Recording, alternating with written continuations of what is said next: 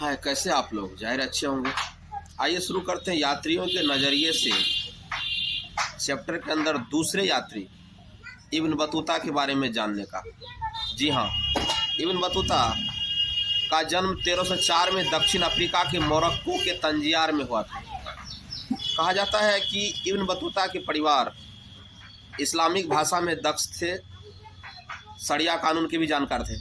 नतीजा यह हुआ कि इब्न बतूता भी काफ़ी जानकार के रूप में उभरे और बचपन से ही इब्न बतूता के अंदर जगह जगह घूमने का शौक़ था। एक तरह से यह हठी यात्री था, जहाँ जाने के बारे में सोचता हर हाल में वहाँ पहुँचता। तो इतिहासकार इसको हठी यात्री के रूप में भी जानते हैं। तो इब्न बतूता को भारत घूमने की इच्छा हुई, तो 1333 में सिंध के रास्ते ये भारत पहुँचे। लेकिन भारत पहुँचने से पहले ये मक्का, मदीना और सीरिया और बहुत सारे जो इस्लामिक कंट्री है उनका ये दौरा किए। बाद में भारत 1333 में पहुँचे। जब ये 1333 में भारत पहुँचे तो उस वक्त भारत के शासक मोहम्मद बिन तुगलक थे। याद करिएगा, किसके शासनकाल में भारत आया? मोहम्मद बिन तुगलक के शासनकाल में। तो मोहम्मद बिन तुगलक इनके विद्वता से प्रभावित होकर के अपने राज्य में यानी भारत में इनको काजी नियुक्त किया। काजी जो शादी विवाह वगैरह करवाने का काम करता है, इस्लामिक कानून का एक तरह से संरक्षक भी होता है।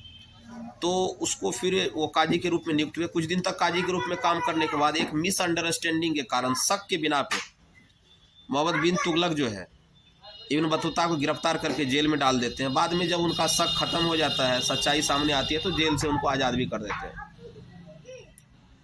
तो इब्न बतूता भारत में 1333 से लेकर 1342 के बीच की घटना को अपनी किताब में स्थान देते हैं, जिस किताब का नाम है रिहला या रहला।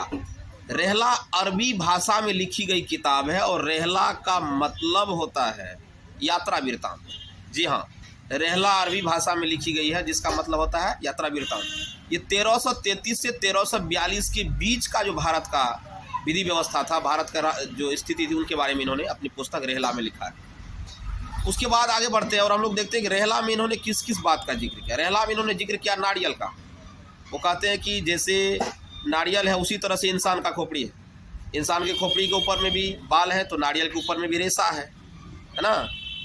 फिर जो है नारियल का ऊपरी परत काफ़ी कठोर है, तो इंसान का जो मस्तिष्क का जो पटल है वो भी काफ़ी कठोर है। फिर अंदर में नरम पदार्थ है, तो इंसान के भी मस्तिष्क में अंदर में नरम पदार्थ है। तो इस तरह से उन्होंने जो है नारियल के बारे में लिखा। फिर पान के बारे में लिखा। उन्होंने लिखा यहाँ के लोग पान उगाते हैं, पान के शौकीन है, पान को खाते भी हैं सुपारी डालकर।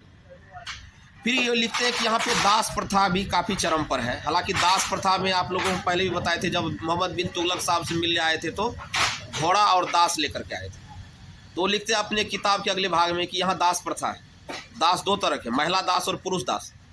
पुरुष दास का काम होता था पालकी उठाना, है ना। पालकी समझते हो, पुरानी फिल्मों में आप लोग देखे होंगे। 4 आदमी है, बीच में पालकी है, पालकी को ढोने का काम करते थे। राजा महाराजा उनकी बच्चों के लिए, है ना, पालकी ढोने का काम करते थे। कौन? ये दास लोग। और बाहरी काम भी देखते थे। कौन? दास। और दास जो महिला दास होती थी वो घरेलू काम काज करती थी और बीच बीच में राजा के लिए, है ना, नृत्य का भी काम करती थी, यानी कि नृत्य प्रस्तुत करती थी। घरेलू काम, नृत्य का काम और गुप्तचर वगैरह का काम भी महिला जो दास होते थे उनके द्वारा होता था। उसके बाद था अश्व डाक की व्यवस्था। अश्व डाक को उलूक भी कहा जाता था। अश्व डाक में क्या होता था? एक जगह की सूचना को घुड़सवार के जरिए दूसरी जगह पहुंचाई जाती थी।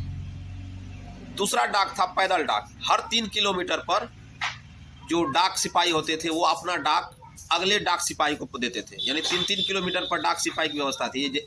उसमें क्या होता था? डाक सिपाही, एक छड़ी होती थी लोहे का, उसमें जो घंटी लगी होती थी और वो घंटी लेकर के दौड़ते थे। जैसे 3 किलोमीटर पूरा होता था, वहाँ पर दूसरा डाक सिपाही खड़ा होता था। तो ये पहला डाक सिपाही जो चला है वो जाकर के 3 किलोमीटर के बाद जो दूसरा डाक सिपाही, उनके हाथ में वो जो डाक का जो वस्तु है, वो जो सूचना है वो डाल देते थे और वो छड़ी डाल देते थे उसके हाथ में। फिर वो आगे 3 किलोमीटर तक दौड़ते थे, फिर वो अगले को पास देते थे। इस तरह से डाक की व्यवस्था थी।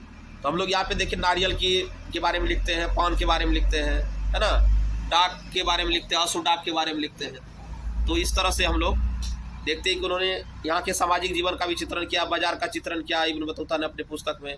और वो लिखते हैं कि यहाँ पे जो है काफ़ी अवसर है यहाँ के बाज़ारों में भी, तो काफ़ी कुछ चित्रण उन्होंने भारत का किया है। तो मुख्य रूप से है इसमें उनका जन्म के बारे में, उनकी पुस्तक जो लिखी गई रहला अरबी में उनके बारे में, अश्व डाक, पैदल डाक, ये सभी इंपॉर्टेंट। ठीक है, थैंक्स लॉट फॉर वॉचिंग। मिलते हैं अगली वीडियो में। थैंक्स।